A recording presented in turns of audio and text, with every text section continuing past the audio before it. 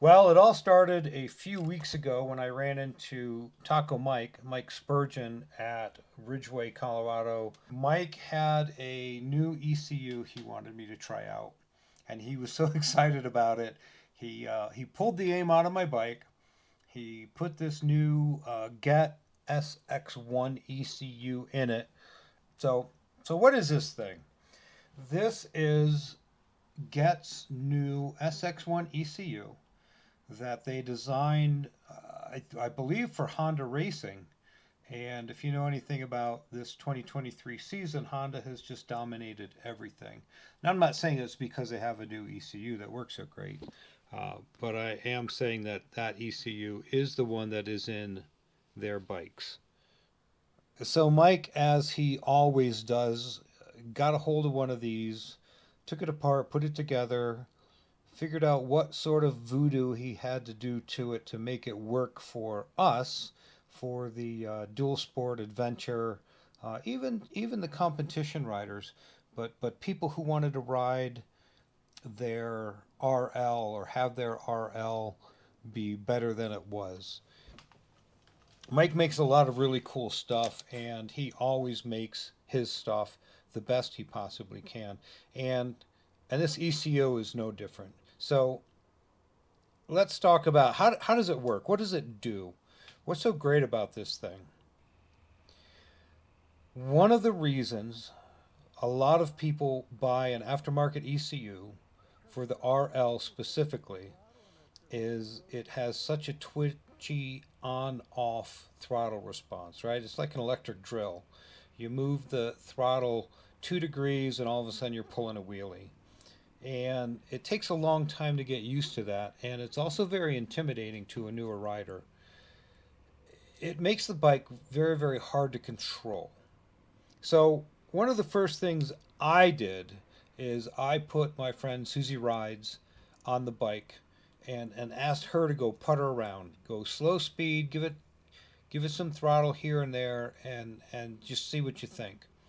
So she did. She took her dog Suka out into the field and I just putted around for 5 or 10 minutes and came back and I said, "What do you think of the throttle?" And she said, "What do you mean?" Which is the response you want. The throttle on this bike with this ECU is super smooth. She normally rides a Tenere 700, so for her to come back and have nothing to say about the throttle response actually says an awful lot. I then went out and rode it around. I've been riding this bike for a bunch of years, so I kind of know how to ease the throttle on and off. And I thought the same thing. This is probably the smoothest response out of the RL throttle that I've felt on any ECU, and that includes the Vortex with the throttle tamer. Now, part two of why do you get a new ECU for the RL specifically is that it tends to stall with the stock ECU. If you get into some technical stuff and you're bumping into things, bumping into rocks, stop the bike suddenly and can't quite get to the clutch quick enough, you're going to stall any bike. But the Honda has this flame out thing where it just stalls willy nilly. Like it even looks at a big rock and it thinks it's going to have to slow down to half a mile an hour. It just gives up and quits. So when you combine it bumping into things and popping the throttle to get over something, a lot of times the Honda will just give up and stall.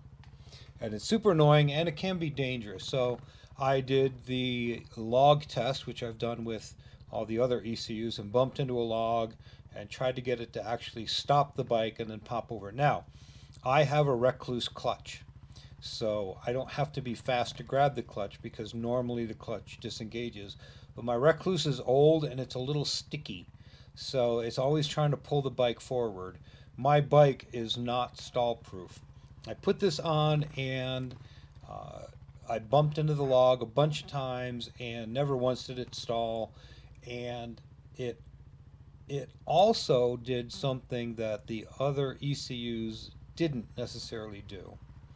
It When I blipped the throttle to get over the log, it just went. It just pulled up with all the torque it had and launched itself. Which brings us to the last reason you get a new ECU for the RL, and that is stock with nothing done to the bike. It's 40 some odd horsepower.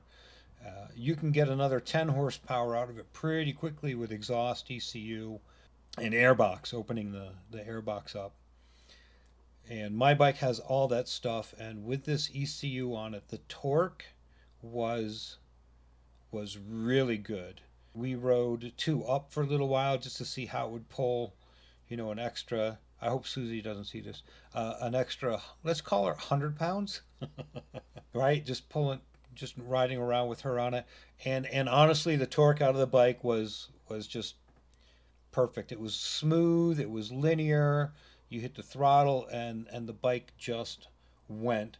And then I went out into a field and just kind of ripped around a little bit to see how it reacted, if there was a surge in the power anywhere. And I could say that it pulled smoothly from the bottom end all the way up to red line.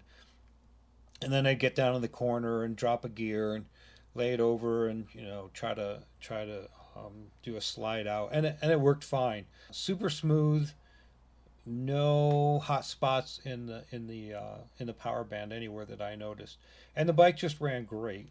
It has lots of horsepower. I couldn't tell from the seat of the pants how much extra, but you could tell there was extra compared to like the Vortex.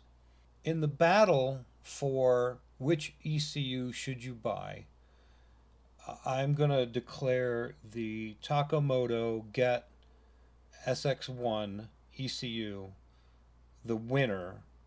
And that's with the ECU all by itself. Just the map that comes with it is just better than the other 3. We'll call them 3. The Vortex, it has more horsepower, smoother throttle than the Vortex. It has smoother throttle and much more horsepower than the AIM. And my initial impression with the GET RX, which was the old one, I did not like it. It had lots of horsepower, but down low it was kind of garbage, and I could stall the bike too easy. And this GET SX1 takes care of all that. I don't know. It just works better. And that's just the ECU. So this ECU, because it's a GET, also does like 9,000 other crazy things. The big one is that there is a GET app that you download onto your iPhone or your phone. I guess it'll work with Android. I'm not sure. I have an iPhone. And it will give you all the OBD2 information, RPM, throttle position, ambient temperature, engine temperature, battery voltage, all that stuff. It also is tunable. You can tune your fuel trim, you can tune your ignition, you can set your fan to come on and go off at certain temperatures. All of that stuff is programmable through the app. So to me, that's like a huge advantage over the Vortex. So you put the Vortex in, you have no idea what's going on, and your fan never comes on, so that's no good. The other thing it'll do traction control. I think you have to buy the accessory knob. I'm not 100% sure. Check with Moto on that one. They're coming out with a quick shift kit. There's just a whole bunch of other stuff that the ECU is capable of doing, and on modules that you can hook up to it. Oh, and it has barometric pressure. So like if you're like me and I'm riding at 7,000 feet today, and I'll go up over a pass and it'll be 12,000 feet, and then I'll go down to Moab and it'll be 4,000 feet.